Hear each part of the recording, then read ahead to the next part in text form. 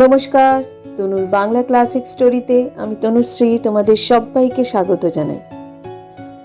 আমার আজকের নিবেদন বিভূতিভূষণ বন্দ্যোপাধ্যায়ের একটি ছোট গল্প সংসার। গল্পটা শোনার অনুরোধ রইল। যদি ভালো লাগে তাহলে লাইক করে দিও এবং তোমাদের পরিচিত ও পরিজনদের সাথে অবশ্য করেই শেয়ার করো। তাহলে শুরু করছি বিভূতিভূষণ বন্দ্যোপাধ্যায়ের ছোট গল্প সংসার।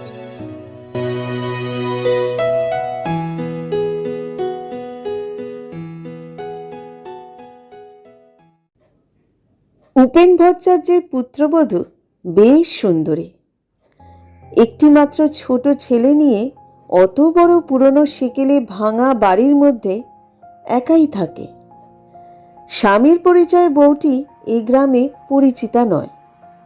অমুকের পুত্রবধূ এই তার একমাত্র পরিচয়। কারণ এই যে স্বামী ভবতারণ ভট্টাচার্য ভবগুড়ে লোক, গাঁজা খেয়ে মদ খেয়ে বাপের যথা সর্বস্ব উড়িয়ে দিয়েছে। এখন কোথায় যেন সামান্য মাইনেতে চাকরি করে। শনিবারে শনিবারে বাড়ি আসে, কোনো শনিবারে আসেই না। শ্বশুর উপেন ভট্টাচার্য গ্রামের জমিদার মজুমদারদের ঠাকুর বাড়িতে নিত্য পুজো করেন। সেখানেই থাকেন, সেখানেই খান। বড় একটা বাড়ি আসেন না তিনিও। ভালো খেতে পান বলে ঠাকুর বাড়িতেই পড়ে থাকেন। নইলে সকালের বাল্যভোগের লুচি ও হালুয়া, পায়েস, দই ও বৈকালের ফল মূল 12 ভূতে লুচে খায়।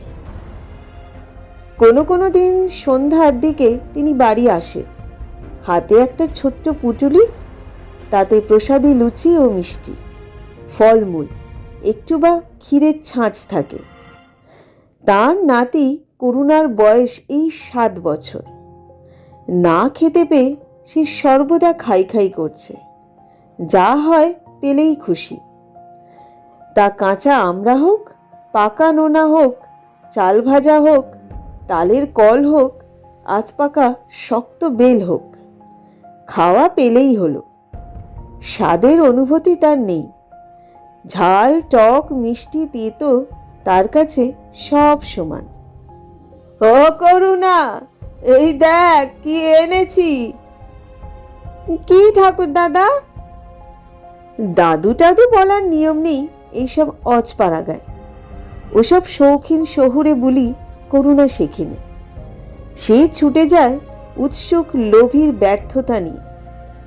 ঠাকুর দাদা পুটুলি খুলে দুখানা আখের টিকলি, একটা বাতাসা ওর হাতে দেন। ও তাতেই মহা খুশি। ঠাকুর দাদা যে জিনিস দেন তার চেয়ে যে জিনিস দেন না অনেক ভালো ও অনেক বেশি। পুটুলির সেই অংশে থাকে বৈকালী ভোগের লুচি, কচুরি, মালপোয়া ও তালের বড়া।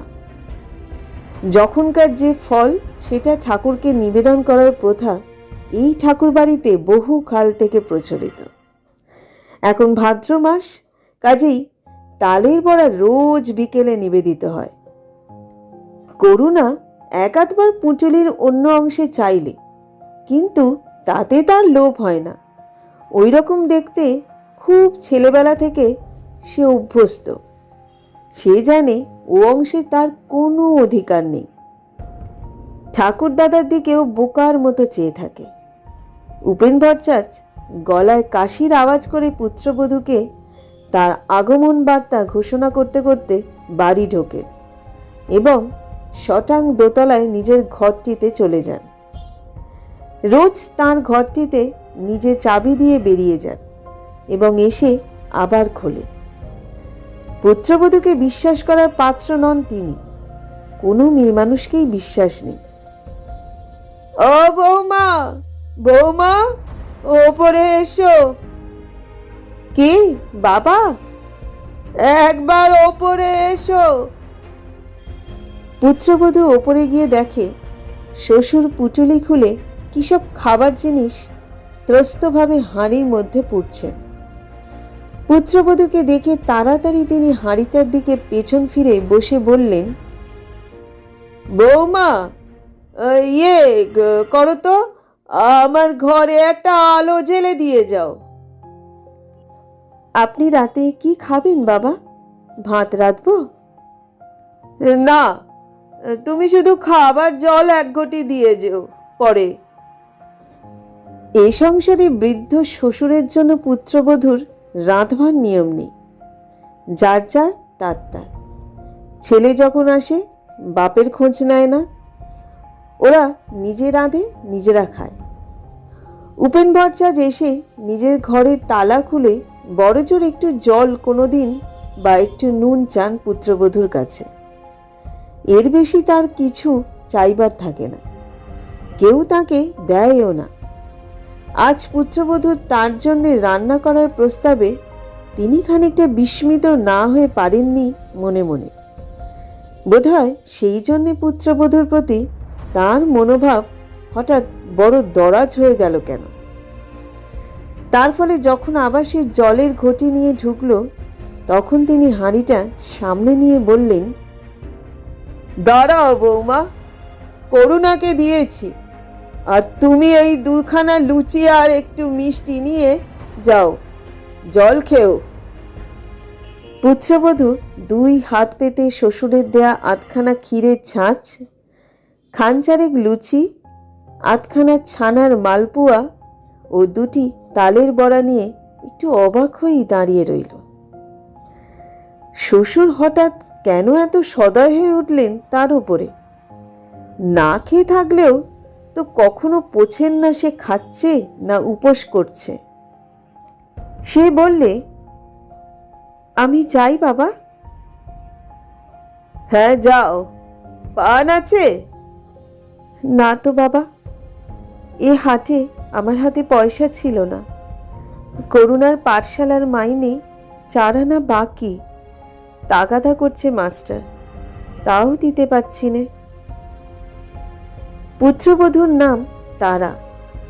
গরিব ঘরে মেয়ে না হলে আর এমন সংসারে বিয়ে হবে কেন? নিচে নেমে এসে সে ছেলেকে ডেকে দুখানা লুচি আর মিষ্টিগুলো সব খেতে দিলে। নিজের জন্যে রাখলে দুখানা লুচি আর দুটো তালের বড়া। ছেলেকে তালের বড়া খেতে দিলে ওর পেট কামড়াবে রাতে।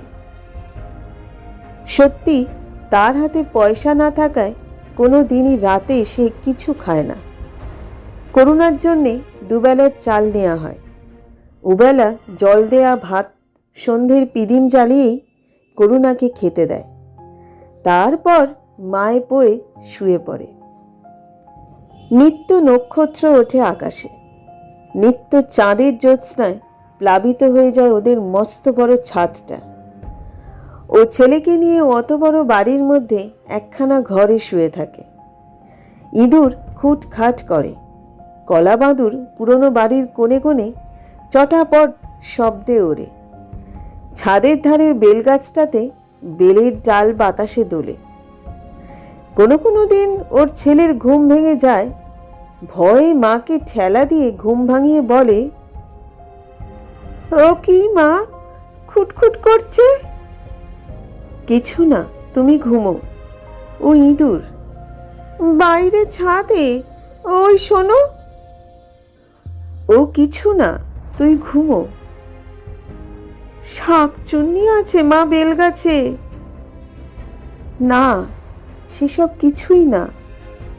শোনো মা, ওই রেতার দাদা গল্প করছিল, তাদের বাঁশঝাড়ে শাকচুন্নি আছে। রেতা নিজেও দেখেছে একদিন, বুঝলে মা। তুই ঘুমো, ওসব বাজে গল্প। আচ্ছা খোকন, আমি একা একা রাত 8টার সময় পুকুরে কাপড় কেচে আসি, আমি কিছু তো দেখিনি।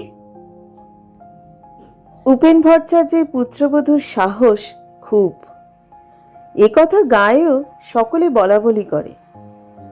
অত বড় প্রাচীন অট্টালিকার বহু ঘরদোরের মধ্যে ছোট্ট একটি ছেলে সম্বল করে বাস করে ওই ভূতের বাড়িতে।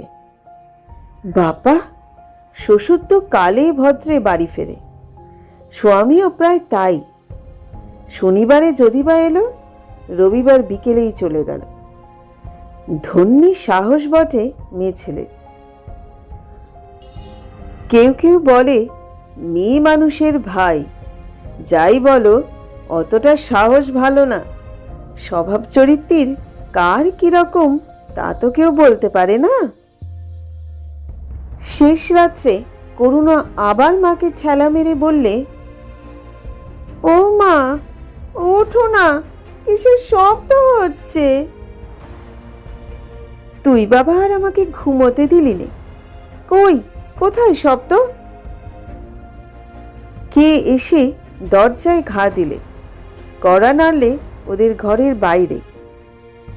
তারা ধর্মড় করে উঠে বলল, কে?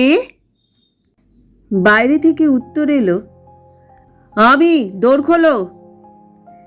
করুণা ভয় কাঠ হয়ে গিয়েছিল। হঠাৎ সে খুশিতে চেঁচিয়ে উঠল প্রায়, ও বাবা! তারা তাড়াতাড়ি উঠে গিয়ে খিল খুলে দিয়ে এক গাল হেসে বললে, এসো এসো, একেবারে শেষ রাত্রিরে, ভালো আছো? হ্যাঁ, বাস খারাপ হয়ে গিয়েছিল রাস্তায়, আসতে যা কষ্ট হয়েছে। তালপুকুরের মাঠের মধ্যে বাস খারাপ হয়ে দাঁড়িয়ে রইল রাত 10টা থেকে। এই খানিকটা আগে তখন চলল। তুমি হাত মুখ ধো, জল গামলায় আছে, আমি ভাত চড়াই। ভাত? শেষ রাত্রিরে ভাত খেয়ে মরি আর কি। আমার পুটুলির মধ্যে সরু চিড়ে আছে, তাই দুটো ভিজিয়ে দাও। খোকা, সরে আয়, তোর জন্য জিলিপি কিনেছিলাম, তা মিয়ে নেতা হয়ে গিয়েছে। এই নাও, খোকারে দুখানা দাও। তুমি দুখানা খাও। আমি খাবো না, তুমি খেয়ে একটু জল খাও। ওগো, না না, যা বলছি শোনো না, আমার পেট ভালো না কদিন থেকে। সরু চিড়ে ভিজিয়ে নেবুর রস আর নুন মেখে বেশ কচলে কচলে কদ বের করে। থাক থাক, তোমাকে আর শেখাতে হবে না, হাত মুখ ধুয়ে বসো। যাব, তার আগে একবার গাঢ়টা দাও দেখি, গামছাখানা এখানে রেখে দিও, আসছি আমি। তারা তখনই চিড়ে ভেজাতে দিলে। স্বামী এসে হাত মুখ ধুয়ে বসল। তার সামনে পাথরের একটা বড় বাটিতে চিড়ের কথ নুন লেবু মিশিয়ে তাকে খেতে দিলে। স্বামী একটুকু মুখে দিয়েই বললে, বাহ, বেশ, নুন নেবু মিশিয়ে বড় চমৎকার খেতে লাগছে। আর দেব? না না, এই বেশি হয়েছে। হ্যাঁ গা, ধার দেনা কত এবার? মাছ কিনেছিলাম একদিন 4 আনা, একদিন 2 আনা, আর খোকা আমসত্ত্ব খেতে চেয়েছিল, তাই বষ্টুম বাড়ি থেকে কিনে এনেছিলাম 2 আনার। আমসত্ত্ব আবার কিনতে গেলে? বড় নবাব হয়েছে না? স্বামীর মুখে কড়া সুরের কথা শোনা এই প্রথম নয় তারার। ওর চেয়ে অনেক বেশি রূঢ় ব্যবহার ও কথা সে সহ্য করে আসছে স্বামীর কাছ থেকে। গা সাওয়া হয়ে গিয়েছে তার, তাও বিনি দোষে। খোকা খেতে চেয়েছিল, ছেলে মানুষ, আবদার ধরলে। ও কি বোঝে কিছু? অবোধ, না দিতে পারলে কষ্ট হয়। বারে, খোকা কাঁদতে লাগলো, দেব না কিনে? না, বাপের বাড়ি থেকে পয়সা এনে দিও। মুখ সামলে কথা কও বলছি, বাপ তুলো না, খবরদার।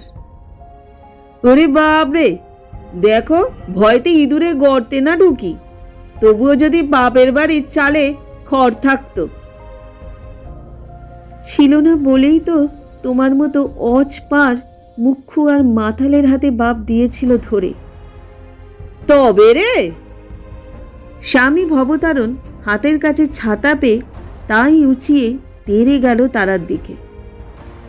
করুণা চিৎকার করে কেঁদে উঠল ভয়ে। ওপর থেকে উপেন ভট্টাচার্য বলে উঠলেন, কে কে? কি হলো? কে ওখানে? ভবতারণ উদ্যত ছাতা নামিয়ে বললে, তোমার আমি ফের যদি ছোট লোকের মেয়ে কোথাকার। খবরদার, আবার বাপ তুলেছ? বেরো তুমি বাড়ি থেকে, দূর হও। তোমার মুখে ছয়ে নুরো দেব বলে দিচ্ছি, বেরো। হারাম জাদি, দেখ এখনো মুখ সামলা বলে দিচ্ছি। বেরোবো কেন? তোর কোন বাবা এ বাড়ি করে রেখে গিয়েছিল জিজ্ঞেস করি? তুই বেরো। করুণা আকুল সুরে কাঁদছে বাবা মার ধুন্ধুমার ঝগড়ার মাঝখানে পড়ে গিয়ে। ওর মা এসে ওকে কোলে নিয়ে বললে, চল খোকা, আমরা এই বাড়ি থেকে চলে যাই। ওরা থাকুক যাদের বাড়ি, তোর আমার বাড়ি তো না। খবরদার, খোকাকে ছুঁয়ো না বলছি। যাবি হারামজাদি তো একলা মর্গে যা। খোকা তোর না আমার। বেশ, রাখো খোকাকে, আমি একলাই যাচ্ছি। যা, বেরো। করুণা ছুটে গিয়ে মাকে জড়িয়ে ধরে বললে, মা তুমি যেও না, আমি তোমার সঙ্গে যাব। ভবতারণ বললে, খোকন কেঁদো না, তোমায় আমি কলকাতায় নিয়ে যাব। রেলগাড়ি কিনে দেবো, মোটর কিনে দেবো, এসো। করুণা কান্নায় জড়িত সুরে বললে, না। এসো বলছি। না। কলকাতায় যাবি নে? না। মাকে সে আরো বেশি করে জড়িয়ে ধরে। এমন সময় ওপর থেকে উপেন ভট্টাচার্য নেমে এসে ছেলেকে বললেন, তুই কি চেঁচামেচি আরম্ভ করলি ভোর রাত্রিরে? তুই মানুষ হলি নে এই দুঃখে, আর আমি বাড়ি আসি নে। কেন মিছিমিছি বৌমাকে যা তা বলছিস? আমি সব শুনেছি ওপর থেকে। তোরই তো দোষ, ও আমার ঘরের লক্ষ্মী। আপনাকে তো কিছু বলিনি, আপনি ওপরে যান বাবা। আমাদের কথার মধ্যে আসতি কে বলেছে আপনাকে? আমি চাই না যাই সে আমি বুঝবো। আর তুই যে বলছিস বৌমাকে বাড়ি থেকে বেরুতি, আমার বাড়ি না তোর বাড়ি? আমি আজও বেঁচে। তোর কি দাবি আছে এ বাড়ির ওপর? আমি ওপর থেকে সব শুনেছি। বদমাইশ পাজি কোথাকার। আমার মরবার আগে খোকনকে বাড়ি লিখে দিয়ে যাব। কালই যাচ্ছি আমি সদরে, বৌমাকে ওছি করে যাব। তোমার বাড়ির আম্বা ঘুচিয়ে তবে আমার কাজ। হতচ্ছাড়া বদমাইশ। রাত দুপুরের সময় এসে উনি ঘরের বউকে বলবেন বেরো বেরো। মুরত নেই এক করার। হ্যাঁ রে হারামজাদা, ওই ভদ্রন্নকের মেয়ে সারা মাস কি খায় তুই তার কোনো হদিশ রাখিস না? কেউ রাখে? বেরো বলতি লজ্জা করে না? এসো তো খোকন, এসো। চলো বৌমা, ওপরের ঘরে চলো। তারা ঘুমটা টেনে দিয়েছিল শ্বশুর আসবার সঙ্গে সঙ্গেই। সে ফিসফিস করে খোকনকে কি বললে। খোকন বললে, ঠাকুর দাদা তুমি ওপরে যাও, মা বলছে। ভবতারণ সাহস পেয়ে বললে, আমি তাড়িয়ে দেবার কথা আগে মুখে এনেছি না আপনার গুণধর বৌমা? জিজ্ঞেস করুন তো কে আগে কাকে বেরিয়ে যাবার কথা বলেছে? হ্যাঁ খোকা, বলো তো। আপনার বৌমাই বললে না আমাকে বেরিয়ে যেতে? কেন, ওর বাবার বাড়ি? হ্যাঁ, ওর বাবার বাড়ি, অলবৎ ওর বাবার বাড়ি।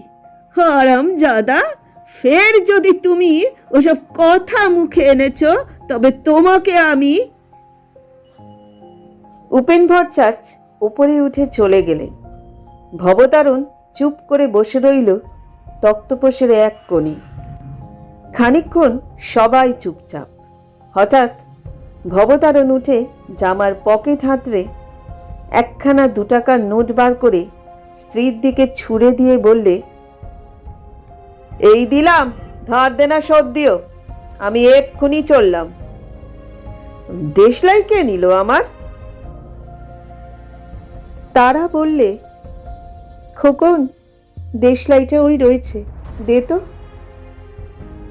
একটা বিড়ি ধরিয়ে নিয়ে ভবতারণ জামা গায়ে দিতে দিতে বললে, এসেছিলাম অনেক আশা করে, তাই এ বাড়িতে আমি থাকবো না। এখানে আমার পোষাবে না বুঝলাম। কেউ যখন আমাকে দেখতে পারে না, এ বাড়িতে খাওয়া হলো না, শরীরটাও খারাপ। তা হোক, যাবই, আর আসছি নে। দেখ খোকন, যাবি কলকাতায়? চল আমার সঙ্গে, মটর কিনে দেব, লবেন জুস কিনে দেব। করুণা নিরুত্তর। যাবি? না। এসো আমার সোনা, আমার মানিক, চলো আমার সঙ্গে এই সময়। তারা এগিয়ে এসে স্বামীর হাত ধরে বললে, কেন পাগলামি করছো? বসো, এখনো অন্ধকার রয়েছে, এখন কোথায় যাবে? ছি! ছাড়ো হাত। ঝটকা মেরে ভবতারণ হাত ছাড়িয়ে নিলে। তোমার মতো ইতরের সঙ্গে আমি কথা বলিনি, আমি খোকনের সঙ্গে কথা বলছি। রাগ করে না? ছি! ফের আবার? এইবার কিন্তু ভালো হবে না বলছি, খবরদার আমার গা ছুঁয়ো না। আচ্ছা, ছোবো না, বসো এখানে। ফের কথা বলে? খোকন, ও খোকন, যাবি আমার সঙ্গে? আয়। আর কখনো যদি এ ভিটেতে পদার্পণ করি তবে আমার। করুণা মায়ের পেছনে গিয়ে লুকিয়ে আছে, তার কোনো সাড়া পাওয়া গেল না।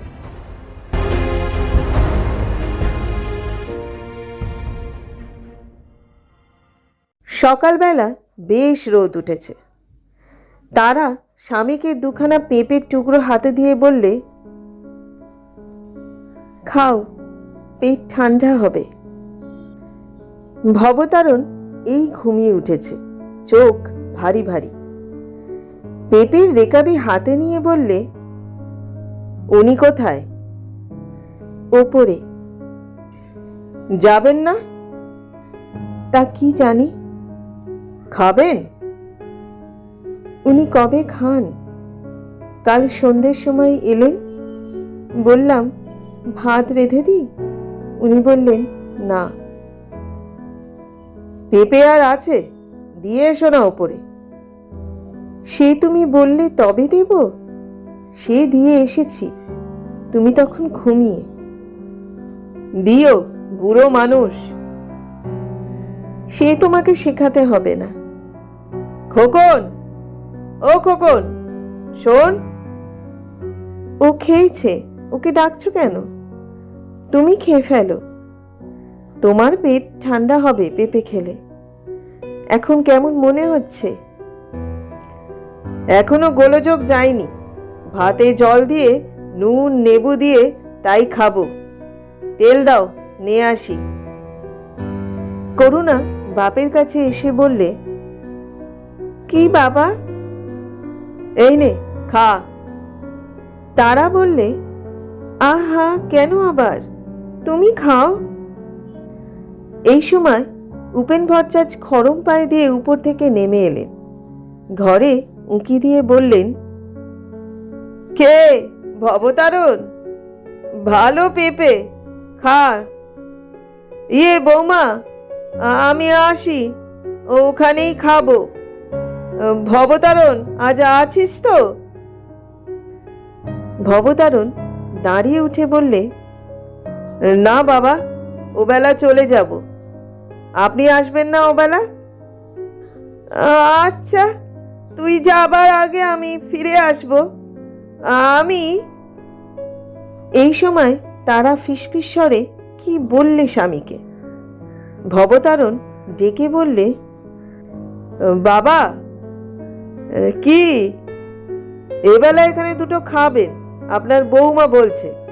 কই মা জানতে যাচ্ছি, একসঙ্গে বসে অনেকদিন খাইনি, কেমন? উপেন ভট্টাচার্য সম্মতি জ্ঞাপন করে রোয়াক থেকে উঠোনে পা দিলেন। কি ভেবে এসে আবার বসলেন রোয়াকে। পুত্রবধূ বললে, তামাক সেজে দেব বাবা? দাও দিকি। ছেলে ভবতারণ নিজেই তামাক সেজে নিয়ে এলো। বৃদ্ধ উপেন ভট্টাচার্য চোখ বুজে হুঁ করে টান দিতে দিতে চিন্তা করতে লাগলেন। এমন সকালবেলা কত কাল আসেনি তাঁর জীবনে।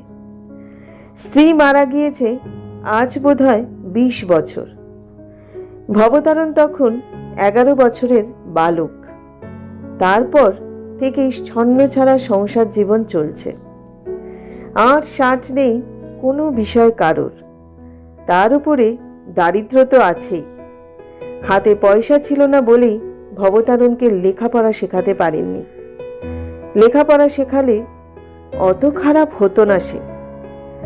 অবহেলিত পুত্রের প্রতি উপেন ভট্টাচার্যের মায়া হলো। কাল অত বকুনি দেওয়াটা হয়তো উচিত হয়নি। ভবতারণ বাড়ি ফিরে এলো 8টার সময়। স্ত্রীকে বললে, দেখো কারে বলে যশুরে কই, আতপোর নামও নেই, উপরে 1 পোয়া 5-6 টাকা, বাবাকে দেখাও। পুত্রবধূ বললে, এই দেখুন বাবা। বাবা, কত করে সের নিলে?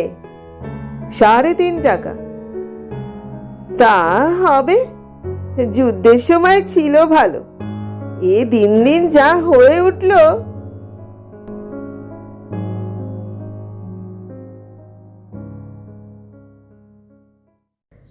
অনেকদিন পরে পুত্র ও পুত্রবধূর সেবা যত্ন জুটল উপেন ভট্টাচার্যের ভাগ্যে।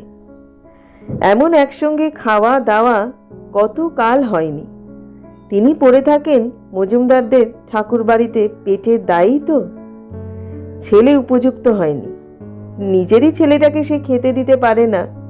ওদের ভার লাঘব করবার জন্যেই তিনি পরের বাড়ি খান। খাওয়া দাওয়ার পর উপেন ভট্টাচার্য দিবানিদ্রা দেবার জন্যে উপরের ঘরে চলে গেলেন। পুত্রবধূ তামাক সেজে দিয়ে গেল। আহ, কি আরাম! সব আছে তার, অথচ নেই কিছুই। আজ দিনটা একটা চমৎকার দিন। এমন দিন আবার কবে আসবে? 12 মেশে সজনে গাছে ফুল ফুটেছে। ডাল পাতা নড়ছে বর্ষার সজল বাতাসে। ঘুমিয়ে পড়লেন উপেন ভট্টাচার্য। উপেন ভট্টাচার্যের পুত্রবধূ আপন মনে আজ খুব খুশি। ছন্নছাড়া ভাঙা বৃহৎ বাড়ি আজ যেন কার পাদস্পর্শে লক্ষ্মীর সংসারে পরিণত হয়েছে। দোতলায় শ্বশুরকে তামাক সেজে দিতে যাওয়ার সময় এই কথাই তার মনে হয়েছিল। তার আছে সবাই, শ্বশুর, স্বামী, পুত্র, যা চায় মেয়েরা। এত বড় বাড়ি, জাজ্জল্যমান সংসার যাকে বলে। ওদের সকলের পাতে পাতে ভাত মাছ দিয়ে আজ কত সুখ পেয়েছে সে। ওদের খাইয়ে সুখ পেয়েছে। ভাবতে ভাবতে সেও ঘুমিয়ে পড়ল। ভবতারণ অন্যদিন খেয়ে দিয়ে আড্ডা দিতে বেরোয় রায়পাড়ার হরু রায়ের নাতি অমূল্য রায়ের ওখানে। স্থলপথে যাত্রী দুজনই। দুপুরের পর ভরা পেটে মৌতাত জমে ভালো। আজ কিন্তু সে বাইরে গেল না। স্ত্রীকে ঘুমোতে দেখে সে মনে মনে ক্রুদ্ধ হলো। কেন, দুটো গল্প করতে কি হয়েছিল? তারাকে কি সে রোজ রোজ পায়? কত কষ্টে থাকে এই বাড়িতে একা। সে নিজে অক্ষম স্বামী, কিছু করবার পথ তার নেই সামনে। সে ভালো হবে ভেবেছে কতবার, কিন্তু তা হবার জো নেই। সে জানে কেন সঙ্গ বড় খারাপ জিনিস। সেসব বন্ধুদের সঙ্গ তাকে এইখানে নামিয়েছে। জলপথ ও স্থলপথ, কোনো পথ বাকি রাখেনি। আজকের সংকল্প কাল উড়ে যাবে কর্পূরের মতো।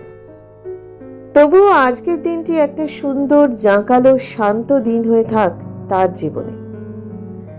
তারাকে ঘুম থেকে উঠিয়ে বললে, চা আছে ঘরে?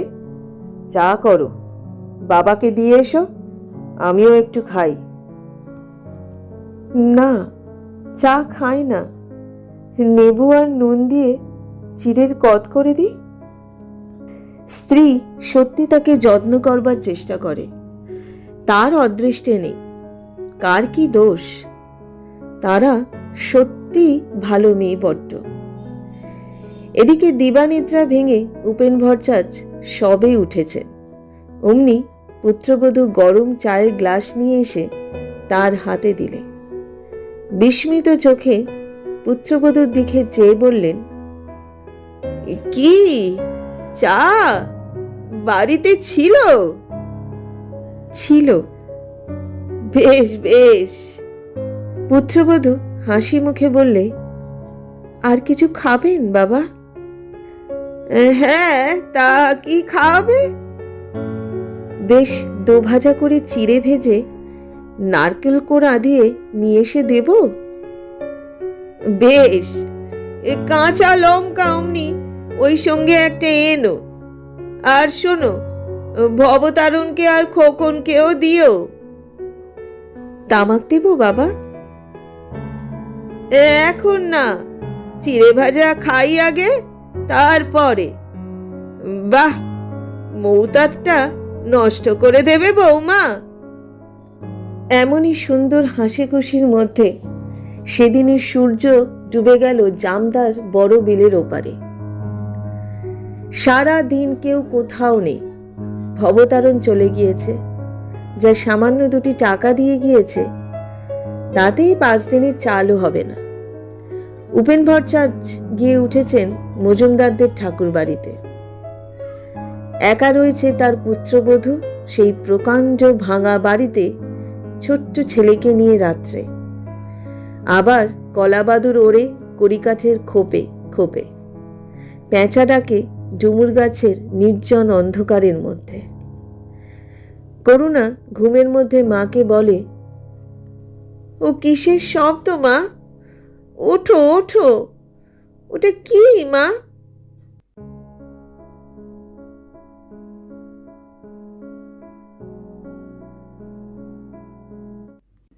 এতক্ষণ তোমরা শুনলে সাহিত্যিক বিভূতিভূষণ বন্দ্যোপাধ্যায়ের একটি সুন্দর ছোট্ট গল্প, সংসার। গল্পটা কেমন লাগলো অবশ্যই তোমাদের মতামত জানিও। পরবর্তী গল্প শোনবার জন্য যারা এখনো পর্যন্ত আমার চ্যানেলটাকে সাবস্ক্রাইব করোনি, যদি যোগ্য মনে হয় তাহলে সাবস্ক্রাইব করে দিও এবং পাশে থাকা বেল আইকনটি প্রেস করে রেখো, যাতে নতুন গল্পের সমস্ত আপডেট সবার আগে তোমাদের কাছে পৌঁছয়। আজকের মতো বিদায় নিচ্ছি। সবাই ভালো থেকো, সুস্থ থেকো এবং সাবধানে থেকো।